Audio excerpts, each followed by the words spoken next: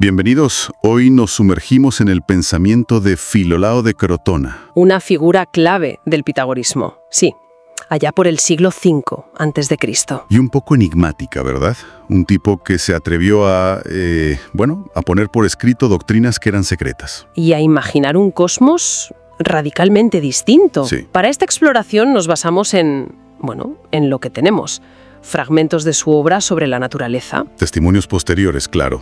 Platón, Aristóteles, que no siempre son objetivos, ojo. Y análisis más modernos, de expertos que han estudiado a fondo estos pedazos de información. ¿Qué son eso? Pedazos, a veces dispersos, a veces contradictorios incluso.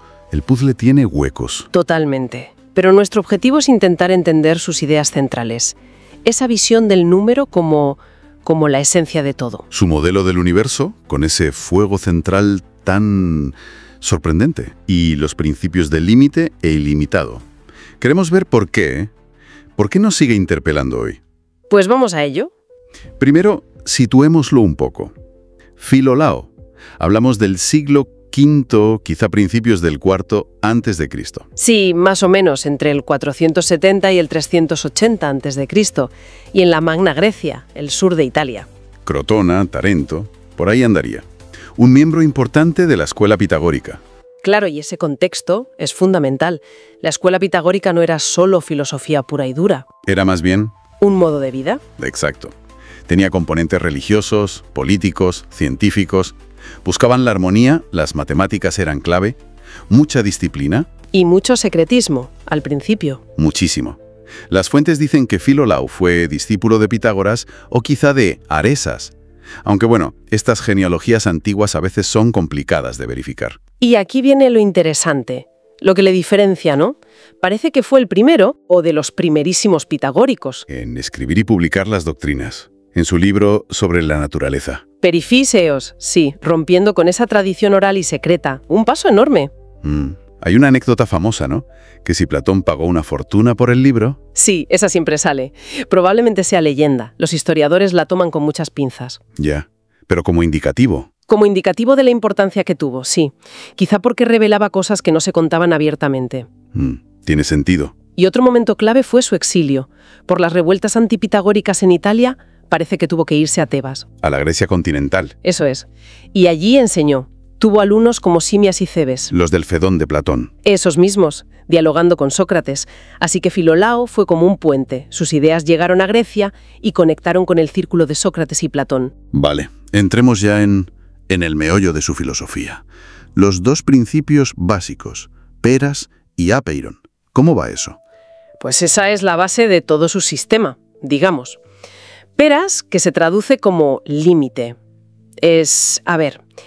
El principio que da forma. El que ordena. Exacto. El que estructura, define, da unidad. Piensa en un escultor dando forma al mármol bruto. El escultor, el cincel, eso sería el peras. ¿Y el apeiron es? Lo contrario, lo ilimitado, lo informe, lo caótico en potencia, la multiplicidad, el mármol antes de ser esculpido. O sea que la realidad, el cosmos todo... Surge de la mezcla, de la interacción constante entre estos dos, entre el orden y el caos potencial. ¿Y qué los une? ¿Cómo se mezclan? Ahí entra la armonía. Pero ojo, no solo musical. Es una estructura. Es la estructura matemática que permite que límite e ilimitado se combinen de forma ordenada, inteligible. Y esta armonía opera a través del número. ¿El número otra vez? Siempre el número. Hay un fragmento clave, el B4. El número técnico es 44B4, que dice algo así como: y todas las cosas que se conocen contienen un número, pues sin él nada sería pensado ni conocido. Es una afirmación potentísima. Mucho. O sea, que el número no es solo para contar, es la condición para que algo exista de forma comprensible. Y para que podamos pensarlo. Es la estructura misma de la realidad, lo que permite que una cosa sea esa cosa y no otra. Es el ser de las cosas, lo ontológico, decís los filósofos. Eso es, lo ontológico. Y a la vez es lo que nos permite conocerlas, lo epistemológico. No es solo cuánto, sino cómo se relacionan las partes, las proporciones. Por eso le daban tanta importancia a números como el 10, la década. Claro, el 10 era la suma de 1 plus 2 plus 3 plus 4. Representaba la totalidad. Y buscaban significados más allá de la cantidad. El 4 como justicia, ¿no? Por ser 2 por 2, equilibrado. Filolao parece que sistematizó muchas de estas ideas. Comparado con otros pitagóricos, quizá los más antiguos, Filolao es menos místico con los números. Es una interpretación posible, sí. Parece más centrado en la función del número como principio ordenador. Una estructura que hace el universo inteligible. Exacto. Como el número, como expresión del peras, del límite, impone un orden comprensible sobre el apeiron, sobre lo ilimitado. La realidad se entiende porque en el fondo es matemática. Y hablando de estructuras del universo, aquí es donde Filolao nos deja, nos deja boquiabiertos. La cosmología sí. Es probablemente su idea más original y rompedora. Mover la Tierra del centro, en el siglo V a.C. Es que... Es radical, no hay otra palabra. En el centro de su universo no está la Tierra. ¿Qué hay entonces? Un fuego central, invisible.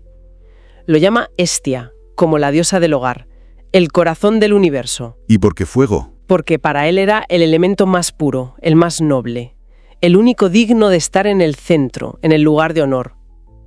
Es un cambio de perspectiva brutal. ¿Y la Tierra? ¿Qué hace? Gira alrededor de ese fuego central. Completa una órbita cada 24 horas. Ah, ¿y eso explicaría? El día y la noche, el movimiento aparente del Sol y las estrellas, sin necesidad de que todo gire alrededor nuestro. Es ingenioso. Pero había algo más, ¿no? Algo entre la Tierra y el fuego, la antitierra. Suena a invento total. Sonríe levemente. La famosa antitierra, sí. Antícton. Un 10º cuerpo celeste. Hipotético, claro. ¿Y para qué servía? ¿O por qué la puso ahí? Pues no está del todo claro. Nos basamos en lo que nos cuentan otros. Una posibilidad es puramente numérica. Para llegar a 10. Eso es. Para completar la década sagrada. Fuego central. Antitierra. Tierra. Luna, Sol, los 5 planetas que conocían. Mercurio, Venus, Marte, Júpiter, Saturno. Y la esfera de las estrellas fijas. 10. Perfecto. Vale. ¿Y otras ideas? Quizá para explicar los eclipses de luna. Y esto es curioso, para mantener la cara habitada de la Tierra siempre mirando hacia afuera. De espaldas al fuego central y a la antitierra. Exacto. Y así explicar por qué nunca vemos ni uno ni la otra. Que es increíble. Aunque la astronomía no cuadre hoy, el salto mental es enorme. Totalmente. Mover la Tierra, hacerla un planeta más, eso es ir contra lo que ves. Contra la sensación de que estamos quietos. Tuvo que basarse en razonamiento puro, la nobleza del fuego, la perfección matemática del 10. Es un ejemplo genial de cómo una teoría, un modelo basado en principios abstractos, te puede llevar a cuestionar la observación directa.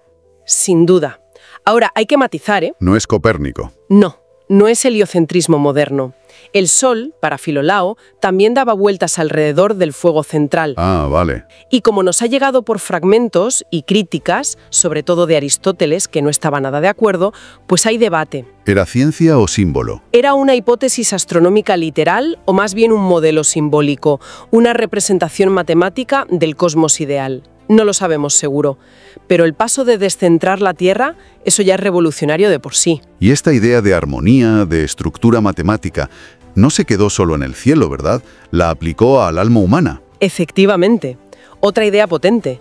Definió el alma como una armonía.